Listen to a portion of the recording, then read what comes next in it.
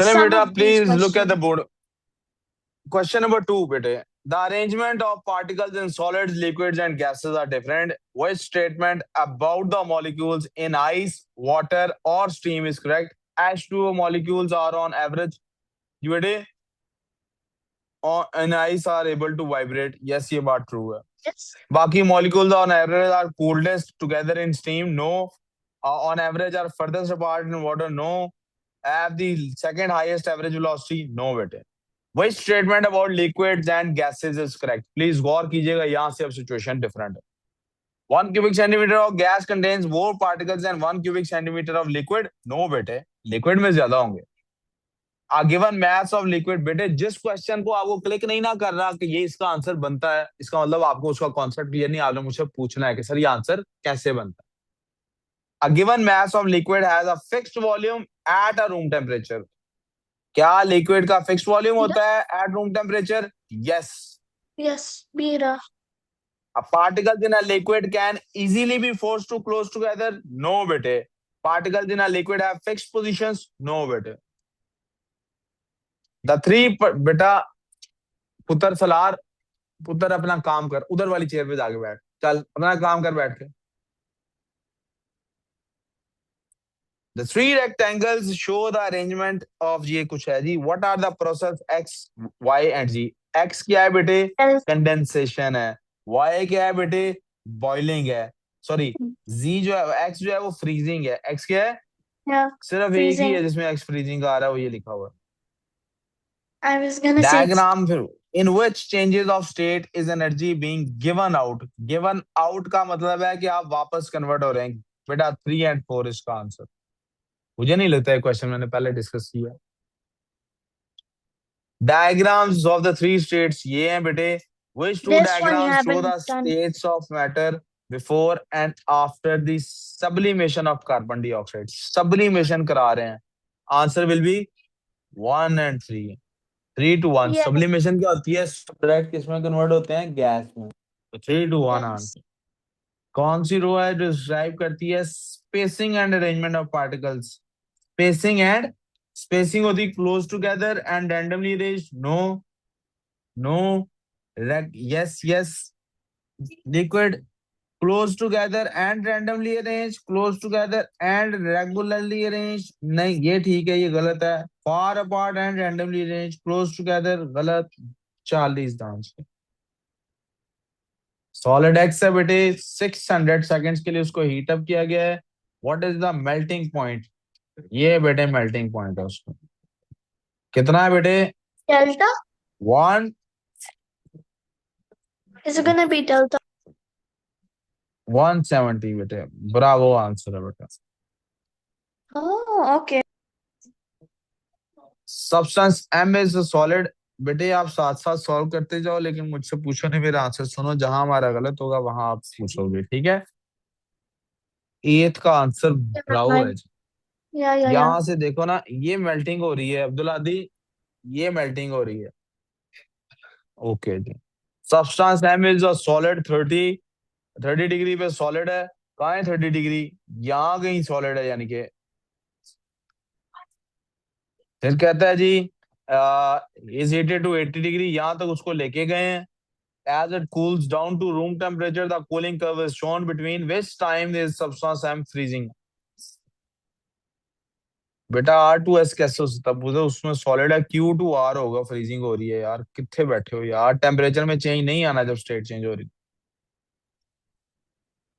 देखो बेटे, बजाय इसके कि आपस में ये बहस करोगे किसका सही किसका गलत है, ये देखो आपको कॉन्सेप्ट ठीक है कि नहीं.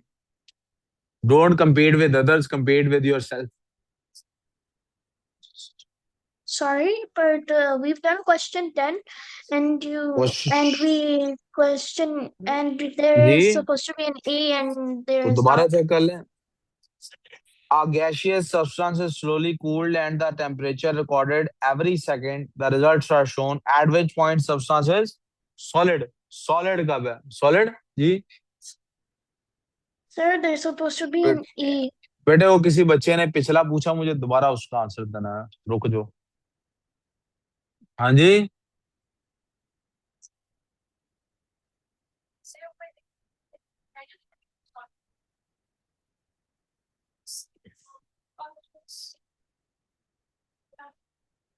Substance is solid at 30 degrees.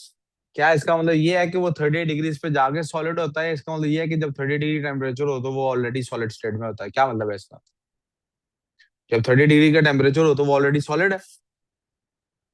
अच्छा, उस पर चेंज होकर सॉलिड में कन्वर्ट हो रहा है। सॉलिड है वो स्टेट 30 डिग्री पे, वो सॉलिड।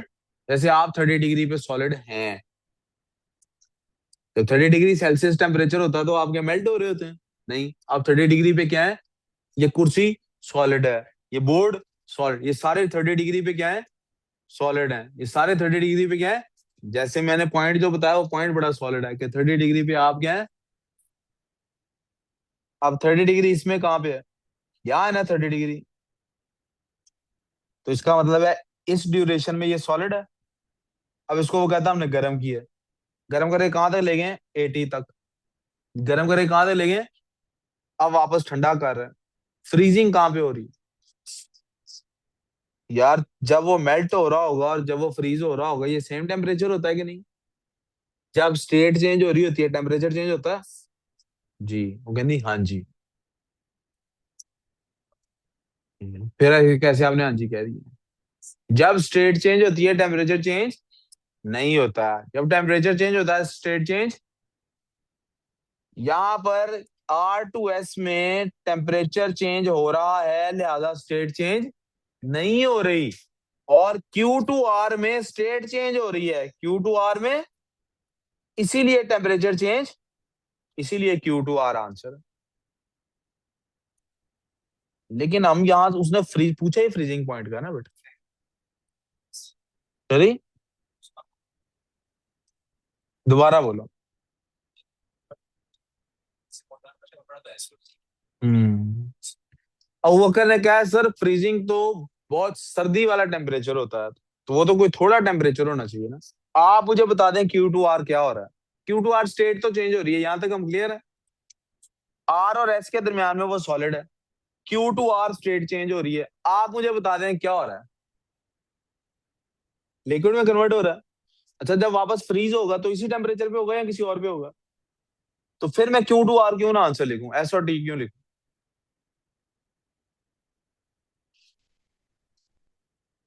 आप पूछे सर S to T में टेम्परेचर क्यों रुक गया है? स्टेट तो उसकी सॉलिड है, अब कौन सी स्टेट चेंज हो रही है? तो मैं कहूंगा यार हो सकता है S और T के दरमियान में उसने वो आई रूम टेम्परेचर पे गया है, अब क्यों टेम्परेचर चेंज होगा? रूम टेम्परेचर पे जो कोई चीज पड़ी हो तो उसका टेम्परेचर चेंज होगा। जब तक वो रूम टेम्परेचर के बराबर नहीं आ जाती उसका टेम्परेचर, रूम टेम्परेचर पे आ गई उसका उसका टेम्परेचर चेंज। कोई कंफ्यूजन सर? We good? 10 पे चलते हैं जी। उसने कहा जी आ gaseous substances slowly cool down. इसका मतलब यहाँ पे गैस था, ए में क्या है? ए में वो गैस है, ठंडा किया आपने, यहाँ पे वो कंडेंस हो गया, यहाँ पे क्या हो गया? ओके, ये तो नहीं हमारा आंसर हो सकता ना। फिर वो लिक्विड में कन्वर्ट, ये कंडेंस हो रहा है, ये उसका क्या है? ये कंडेंसेशन पॉइंट है, ये उसका लिक्विड है इसके अंदर। यहाँ पे उसका क्या है? मेल्टिंग या फ्रीजिंग पॉइंट है। मैं इसको क्या लिख देता हूँ? Freezing point. क्या लिख देता हूँ? क्या भाई, Sir, it at is which supposed to point be है in substances are E. Solid? आपको बताना वो इसके बाद सॉलिड है, यहाँ पे वो सॉलिड। या तो यहाँ पर आंसर ई है, या तो यहाँ पर आंसर, या फिर सुन तो ले। फर्ज करें पेपर में अब ये सवाल ऐसे आ गया, अब क्या सिलेक्ट करूं? क्या मैंने पेपर में यहाँ ई लिख के सिलेक्ट करना है? कौन सी टाइम है जिसमें वो जो मेरे पास कंटेनर है उसमें सॉलिड भी मौजूद है? फ्रीजिंग पॉइंट कौन सा पॉइंट है जब सॉलिड भी मौजूद है और लिक्विड भी? जैसे आपने कभी बर्फ की छन्नी निकाली होगी फ्रीजर में से, it is solid as much as it is liquid. हल्का सा हाथ लगाया तो लिक्विड भी फील हो रहा है। जैसे कोल्ड ड्रिंक कभी कभी बहुत ठंडी एक्सट्रीम खोल देते हैं तो अंदर बर्फ बर्फ भी फील हो रही होती है और पानी पानी भी फील हो रहा है। सो हम आंसर क्या सिलेक्ट करेंगे? कोई Sir, confusion? I made an E भाई and selected that. बेटे वो नहीं आने करना, डी आंसर सिलेक्ट कर दो। पेपर में आप Okay. नहीं ऐसे कर सकते। 11 में कहता है गैस है, इसको सील कंटेनर में रखा है, गैस के अंदर the gas has a pressure of 1 atmospheric pressure और टेम्परेचर उसके अंदर 50 डिग्री है। It is heated to 100 degree Celsius, 50 degree temperature है, 100 तक उसको ले गए हैं। कौन सी रो डिस्क्राइब, गैस ही है 50 पे भी, कौन सी रो डिस्क्राइब करेगी the cause of pressure of the gas and the effect of increasing temperature of the gas?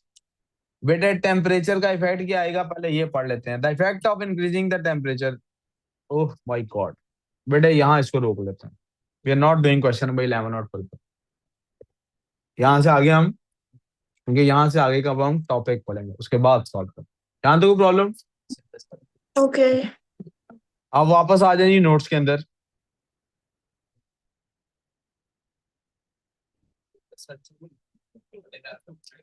Ji Rafe क्या कह रहे, राफे क्या कह रहे बेटे? Third one, all of it. मुझे, जी वापस आ जाए जी, नोट्स ओपन कर लें जी अपने।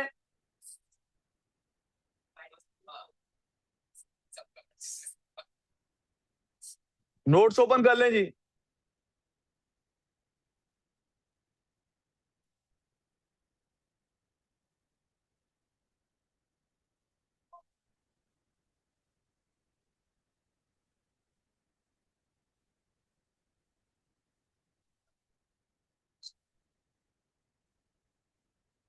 ये तो है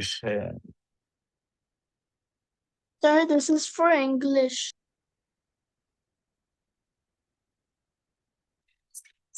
जी, मुझे पता है बेटे, मैं कौन सा पहली दफा पढ़ा रहा हूँ, गलती से वो आगे पिक्चर में देख कर हूँ कौन सी इधर कर रही थी। टेस्ट साउंड यस का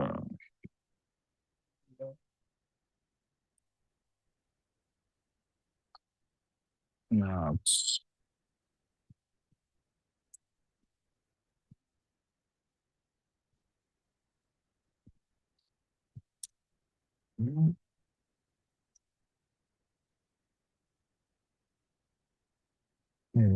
यस का, तो ऐसे ही करते हैं।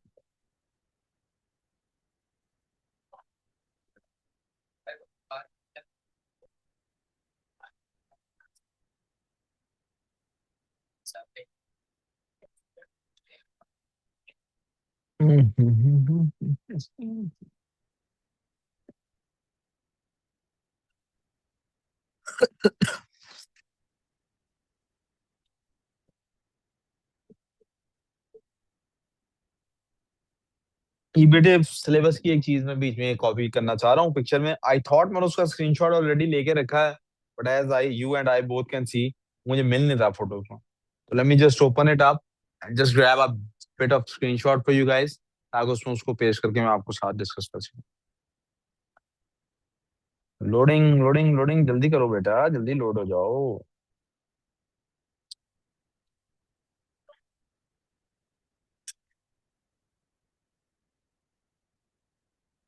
चले, मुझे जबानी याद है, just give it up to you guys, stay वहां से हम दोबारा स्क्रीनशॉट बाद में कॉपी कर लेंगे, वो लोडिंग में टाइम ले रहा है। Let's do this without the loading. बेटे हमने पढ़ा केमिस्ट्री में, chemistry tells us that everything that we can see, touch, or feel is matter. Today, please calm with me. Matter is made up of particle, and now we have realized that particles have energy. Particles के पास क्या होती है? And they can also exchange energy. Particles energy exchange भी, यार आपका 100% ध्यान इधर नहीं है, प्लीज इधर 100% ध्यान दे दें। They can exchange energy as well. तो मसला यहां तक, सवाल आज का ये है, what happens when the particles exchange energy?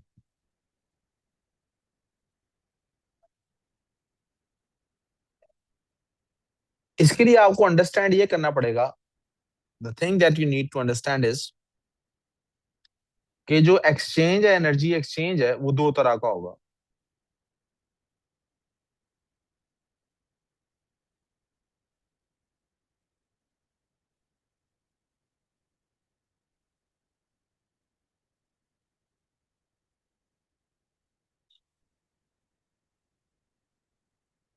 Either energy is being absorbed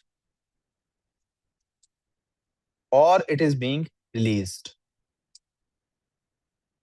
You could say we can call them energy gained, or we could call it energy lost. We good so far?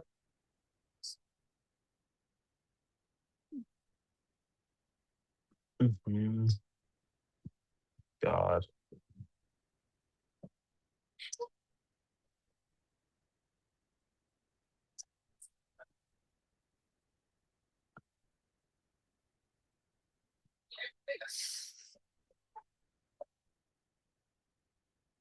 Please जरा तवज्जो। यार बेटे देखो ना, रीम इधर मैं कुछ important समझा रहा हूँ ना। आपकी बात ज्यादा इंपॉर्टेंट है, मुझे 2 मिनट रोक लो, मैं रुक जाता हूँ। फिर 2 मिनट आप रुक जाओ। या तो एनर्जी गेन होगी या एनर्जी। आपको यहाँ पे एक छोटा सा साइड नोट ये लिखना है कि the energy in particles is translated as movement of particles.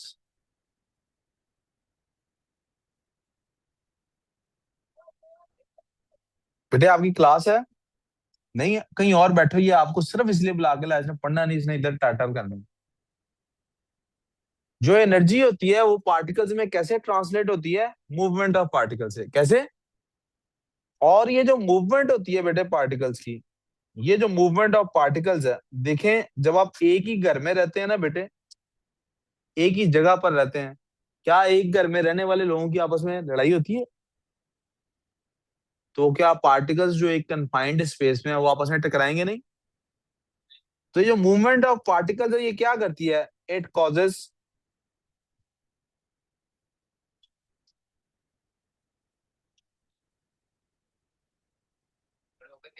जी जी, इट कॉजेस कोलिजन्स। क्या करती है ये बेटे? अब इस वर्ड को आप अंडरलाइन कर लें, ये कोलिजन्स वर्ड बहुत इंपॉर्टेंट है। सबको पीछे सही ठीक नजर आ रहे हैं? लाइट ऑफ करा लो एक। Thank you. हाँ जी। सो जो पार्टिकल्स हैं, एनर्जी इनमें ट्रांसलेट कैसे होती है? बाय दैट आई मीन कैसे पता लगता है किसी पार्टिकल में एनर्जी है? वो मूव कर रहा है। कैसे पता लगता है? तो इसका मतलब है अगर पार्टिकल एनर्जी लूज कर देगा तो उसकी मूवमेंट भी खत्म हो जाएगी। क्या ऐसा होता है? नहीं, ऐसा कभी नहीं होता। एनर्जी कम होती है, खत्म कभी भी। एक साइंटिस्ट ने ये हाइपोथेसाइज किया है कि इट इज पॉसिबल कि कोई पार्टिकल 100% एनर्जी लूज कर दे। हम प्रैक्टिकली अभी उसको नहीं देख सके, और उसके इस हाइपोथेसिस को हमने सिलेबस में पढ़ना है थोड़ी देर बाद। फिलहाल क्या मैं बता Is रहा it हूँ, called the एनर्जी, absolute? जी, energy in particles is translated as movement of particles. इसको कहते हैं पार्टिकल्स की मूवमेंट है। और मूवमेंट से क्या होगा? हमेशा कोलिजन्स होंगे। क्या होंगे? अब आप मुझे बताइए, अगर एनर्जी इंक्रीज करेगी, अगर एनर्जी इंक्रीज करती है तो कोलिजन्स पे क्या असर आएगा बेटे? Increase. इंक्रीज करेंगे। और अगर एनर्जी डिक्रीज करती है बेटे तो कोलिजन्स क्या होंगे? Decrease. यहां तक प्रॉब्लम।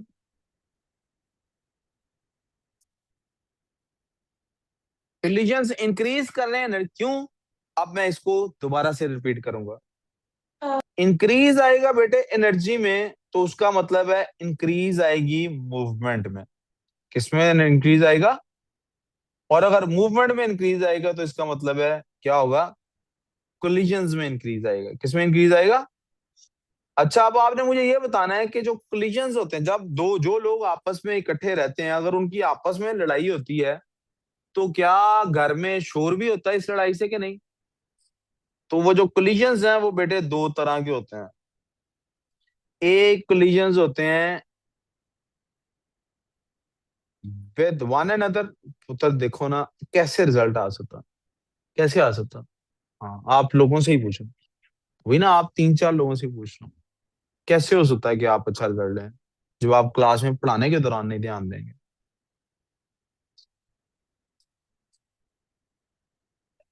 अब ये कोलिजन भी दो तरह के हैं, एक वो जो एक दूसरे से होंगे और एक वो जो कंटेनर के साथ होने के पॉसिबिलिटी है। और कंटेनर के साथ बेटे किसके कोलिजन होंगे? ये बेटे हमारा काम है अपने गैस के। किसके होंगे? क्योंकि जो सॉलिड है वो तो अपनी फिक्स स्पेस के अंदर है, लिक्विड भी अपनी फिक्स स्पेस के अंदर है। यस, लिक्विड के भी अपने कंटेनर के साथ, लेकिन एक ग्लास में अगर लिक्विड हो, एक बंद बोतल में अगर लिक्विड हो, क्या वो पूरी बोतल के साथ की वॉल्स के साथ कर रहे होते हैं इंटरेक्ट? क्या पूरी की पूरी बोतल, एक बोतल है उसमें पानी, आधी बोतल पानी से भरी हुई है, क्या वो पानी के पार्टिकल सारी बोतल से टक्कर खा रहे हैं? वो तो जितनी अपनी कन्फाइंड पे, लेकिन गैस है अगर उसी बोतल में भरी हुई, वो थ्रू आउट टक्कर खा रहे हैं। तो ये कोलिजन्स जो हैं ये एक दूसरे से भी होंगे और ये कोलिजन्स कंटेनर के साथ भी होंगे। कोई कंफ्यूजन? ये जो कोलिजन्स हो रहे हैं बेटे हमारे कंटेनर के साथ, इनका एक इफेक्ट होता है। इनका कोई इफेक्ट होगा बेटे कि नहीं होगा कंटेनर पे? इनका एक इफेक्ट है बेटे। वो इफेक्ट क्या है बेटे? उस इफेक्ट का नाम है बेटे प्रेशर। क्या नाम है बेटे?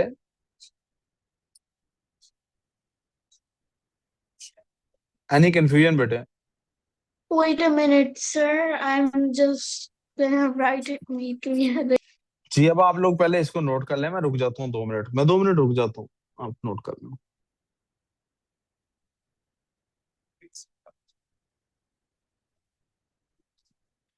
बेटे आप लोगों को आज कोई ब्रेक तो नहीं मिली? अच्छा, आपके सामने मैंने कोई ब्रेक ली है क्या? बीच में मैंने खाने पीने की कोई ब्रेक ली है? पानी पीने की, रेस्ट करने की? आप लोग चुप बात करके बैठे हुए सुन रहे हैं और मैं बोल रहा हूँ, और मैं, आप लोग मुसलसल बैठे हुए हैं, मुझे सिर्फ जब चार्जिंग की प्रॉब्लम है मैं तब बैठ रहा हूँ। राइट? मैं खड़े होकर लेक्चर ले रहा हूँ।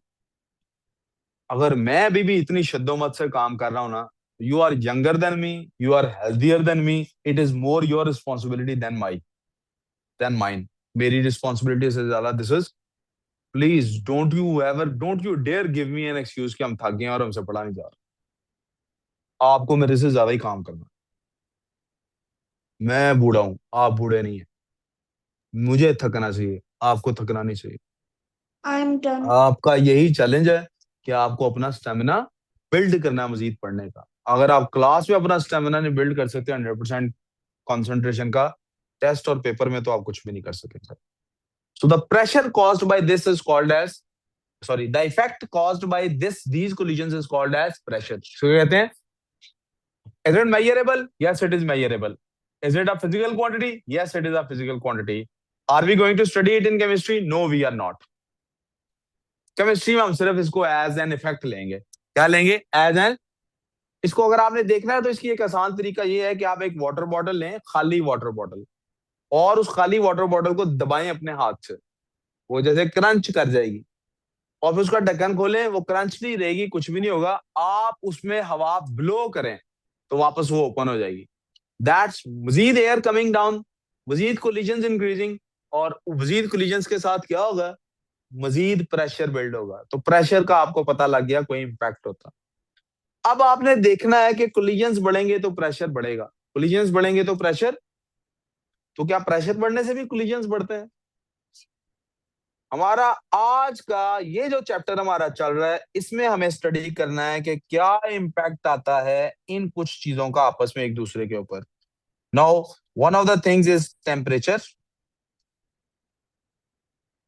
क्या करूं थोड़ा सा यहाँ पे? एक चीज है जी टेम्परेचर, कौन बेटे? जी ठीक है। एक चीज है बेटे प्रेशर,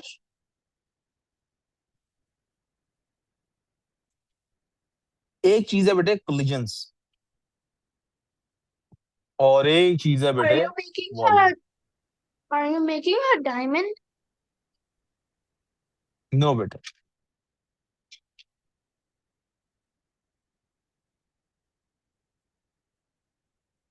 अब हमने देखना है कि ये आपस में एक दूसरे पर इम्पैक्ट डालते हैं कि नहीं। कैसे Wait a डालेंगे minute, इम्पैक्ट sir. जरा देख लेते हैं।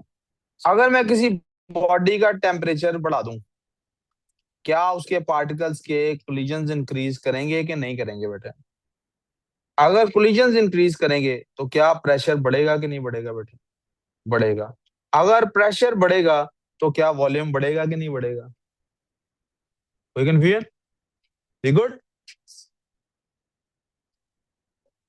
लेकिन अगर बेटे मैं, आपको ये बात ध्यान में रखनी है, अगर मैं टेम्परेचर कांस्टेंट रखूं, अगर टेम्परेचर, अब टेम्परेचर कांस्टेंट है बेटे, सिर्फ मैं प्रेशर को इंक्रीज कर रहा हूं, क्या कर रहा हूं? तो जब मैं प्रेशर, समझे मेरे हाथ में वो वाटर बॉटल है, खाली बॉटल है, मैं उसके ऊपर प्रेशर डालता हूँ, एक्सटर्नल प्रेशर की बात हो रही है, तो क्या उसका वॉल्यूम डिक्रीज करेगा कि नहीं? यस। पहले इंटरनल की बात कर रहा था, पहले किसकी बात कर रहा था? अब एक्सटर्नल की बात कर रहा हूँ। किसकी बात कर रहा हूँ? जब एक्सटर्नल प्रेशर बढ़ेगा, वॉल्यूम बेटे कम हो जाएगा। वॉल्यूम क्या हो जाएगा? और कोलिजन्स क्या होंगे? बढ़ जाएंगे। कोलिजन्स क्या होंगे? मैं यहां लिख भी दूं कि मैं आप किसकी बात कर रहा हूं, एक्सटर्नल प्रेशर की बात कर रहा हूं। बेटे वापस आ जाओ, 2 मिनट के बाद जाना। क्या किसी को कोई कंफ्यूजन है यहाँ पे? मैं फिर से रिपीट करूंगा बेटे, जब मैं ग्रीन से लिख रहा था तो मैं इंटरनल प्रेशर की बात कर रहा था। किसकी बात कर रहा था बेटे? और जब मैं बात कर रहा हूं, ब्लू से लिख रहा हूं, तो मैं एक्सटर्नल प्रेशर की बात कर रहा हूं। जी सर। 10 मिनट तो है।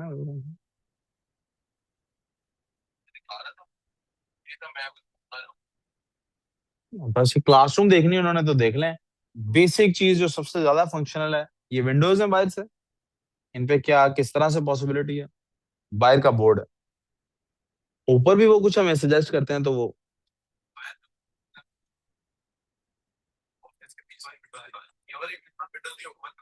हाँ, जो जो पॉसिबिलिटी उनसे, पॉसिबिलिटीज क्या क्या है, फिर बजटिंग करते हैं, फिर उसके बाद देखते हैं। हाँ, ऊपर भी उसको एक्सटेंशन उसकी कोई की जा सकती है कि नहीं, ये भी पूछ लेना है। उसमें कोई एडिशन की जा सकती है, एक्सटेंशन उस फ्यूचर के लिए सही, यू नो, एक्सटेंड करें उसको, कुछ बढ़ाएं उसके ऊपर, साइज इंक्रीज करना हो, व्हाटसोएवर। इधर वाला भी वर्टिकल और हॉरिजॉन्टल, इधर भी वर्टिकल, सब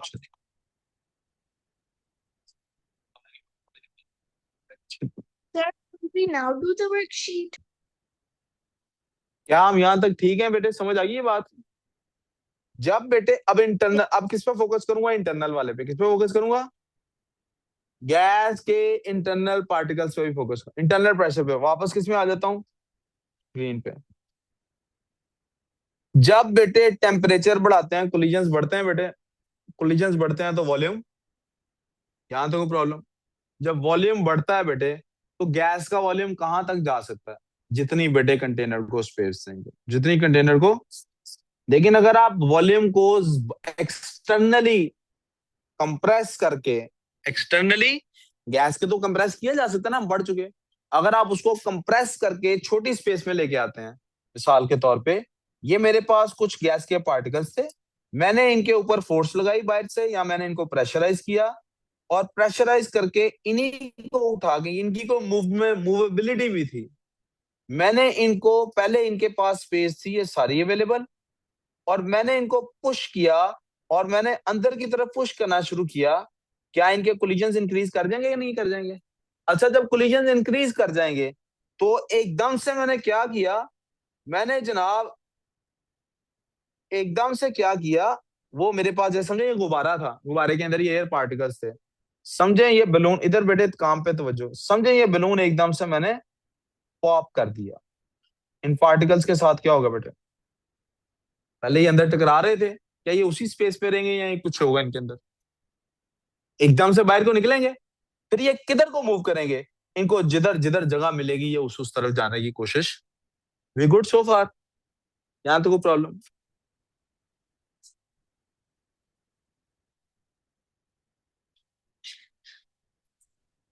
बेटे आप प्लीज ध्यान इसी तरफ रखिए, कहीं और ना इधर उधर ना लेके जाइए। किसका पेपर है ये बेटे? लाओ मुझे दे दो पेपर।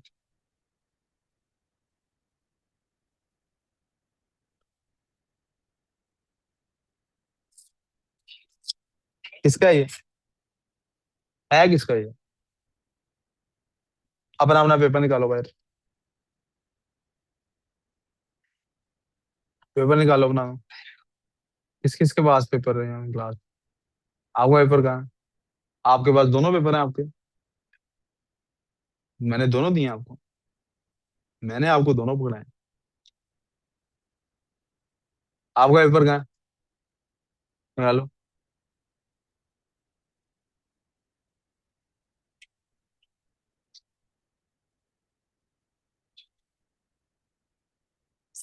तो कैमरे से देखते हैं, कोई बात।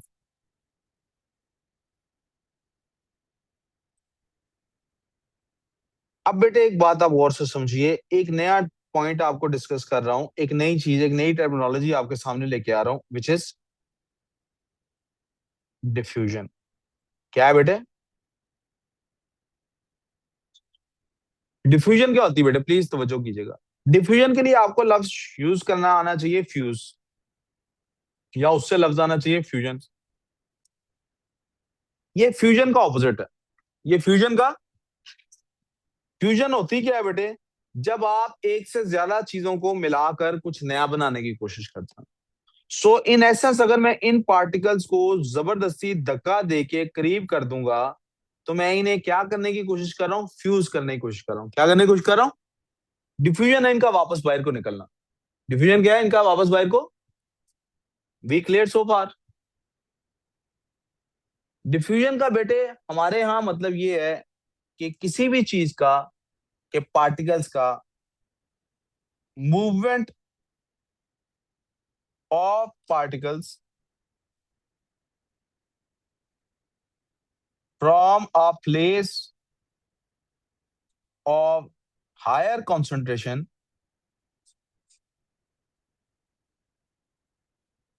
to a place of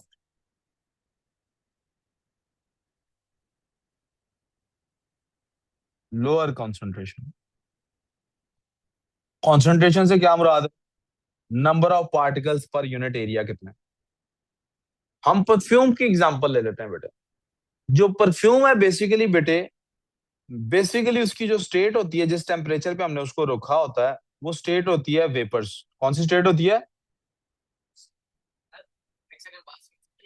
आप इधर आगे मेरे कान में कर लो।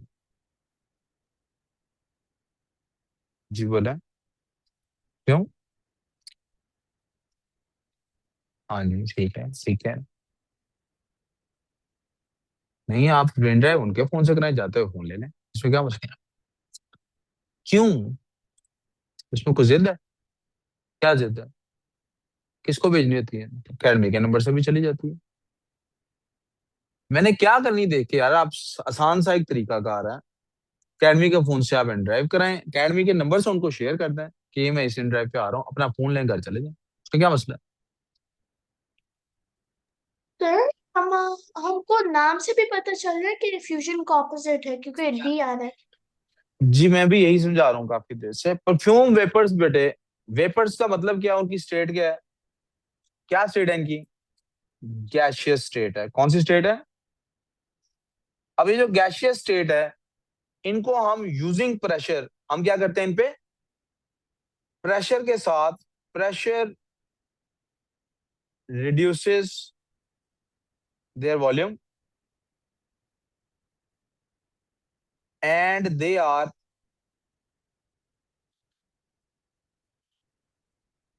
Captured in a liquid like state. और वो लिक्विड यानी ऑलमोस्ट लिक्विड स्टेट में वो, उन्हें हमने कैप्चर किया होता है। और ये कैप्चर करके हमने एक प्रेशराइज्ड बॉटल के अंदर उनको रखा होता है ना। जब आप ऊपर से परफ्यूम से उसको स्प्रे करते हैं, जब उसको क्या कहते हैं? अहमद आप लिख रहे हैं बेटे कि नहीं? हैं अहमद, लिख रहे हैं कि नहीं? अच्छा, आपकी तो सच्चाई। जब आप स्प्रे रिलीज करते हैं, स्प्रे रिलीजेस दैम, स्प्रे उनको क्या करता है? जब उन्हें आपने रिलीज कर दिया, देयर वॉल्यूम, जब आपने उन्हें रिलीज कर दिया, जब आपने उनको रिलीज कर दिया, they try to access all available space. अब उनके ऑलरेडी बहुत सारे कोलिजन्स हो रहे थे, उनके ऑलरेडी बहुत सारे कोलिजन्स हो One रहे थे। second, sir. उन कोलिजन्स की वजह से वो बहुत तेजी से मूव कर रहे थे। जैसे ही गुब्बारा फटा, जैसे ही स्प्रे किया, उन्होंने भागना शुरू कर दिया। भाग के जाएं किस तरफ? आप लोग क्लासरूम से जब निकलेंगे तो आप क्या क्लासरूम की उस जगह की तरफ जाना चाहेंगे जहां ऑलरेडी स्टूडेंट्स मौजूद हैं, या आप उससे दूर जाने की कोशिश करें? जैसे आप छुट्टी होने पे बाहर निकल के स्कैटर हो जाते हैं, परफ्यूम से जब आप स्प्रे करते हैं ऐसे ही पार्टिकल स्कैटर हो जाते हैं, और वो हर तरफ मूव कर सकते हैं, लेकिन वो किधर को मूव करेंगे? जहां पर सबसे ज्यादा स्पेस अवेलेबल। कोई कंफ्यूजन? आखिरी सवाल, आखिरी पॉइंट।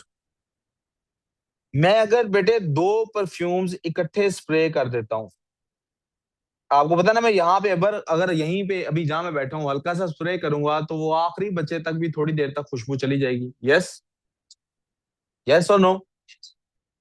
अगर मैं 2 परफ्यूम इकट्ठे स्प्रे करता हूं तो उसको उन दोनों की खुशबू आएगी?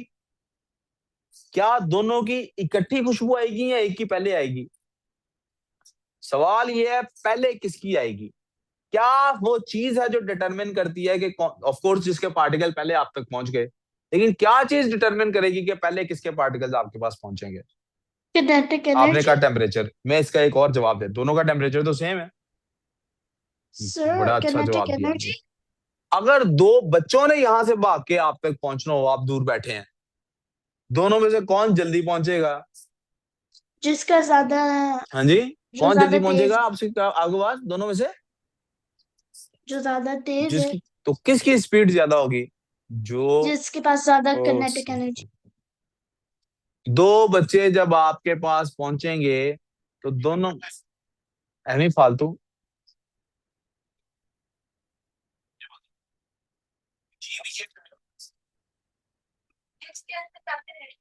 नहीं बेटे, वो शख्स ज्यादा जल्दी पहुंचेगा आपके पास। दोनों के अंदर सेम एनर्जी है। अब बताएं, एक पहले पहुंच रहा है तो वो पहले पहुंच,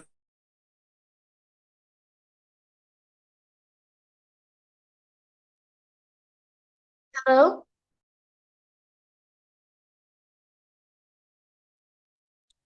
जो वजन में भारी नजर आएगा, Sir, your ऑफ कोर्स उसको पहुंचने में sir, your screen there is not लगेगी। shared any longer. ऐसे ही बेटे पार्टी, Your screen is ऐसे not shared बिल्कुल any एग्जैक्टली longer. ऐसे ही बेटे पार्टिकल्स के साथ होता, Sir, your एग्जैक्टली screen ऐसे ही is बेटे not पार्टिकल्स के shared साथ होता है। anymore. क्या होता है पार्टिकल्स के साथ? जो पार्टिकल्स का मास कम होता है, जिस गैस का मास कम होगा, उसका रेट, रेट का मतलब ही स्पीड है भाई, क्या हो गया तुझे? उसका रेट ऑफ डिफ्यूजन ज्यादा होगा। The lighter the gas, the, एक मिनट बेटे, greater the rate of diffusion. Example, मिसाल के तौर पे, मेरे पास एक गैस है जिसका मास है NH, एक है NH3, एक है NH3। जरा काउंट करें इसका मास कितना है। एन का कितना होता है भाई? 14। हाइड्रोजन का कितना होता है नलाइको? 1। 14 + 3 17, 14 + 3, और इसके साथ मेरे पास है H2O। ऑक्सीजन का कितना मास होता है? 16। 16 और 2 18। किसका ज्यादा मैच हुआ दोनों में से? इन दोनों गैसेस में से किसका मैच ज्यादा होगा? H2 होगा। तो रेट ऑफ डिफ्यूजन किसका ज्यादा होगा? NH3 हैज ग्रेटर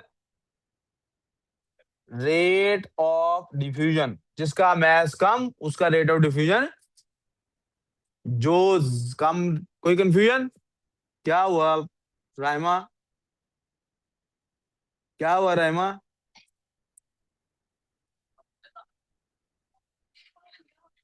क्या हुआ राइमा? क्या? That's all for today. मैं रिकॉर्डिंग बंद कर लूँ फिर आपको स्क्रीन दिखाता हूँ। You guys can complete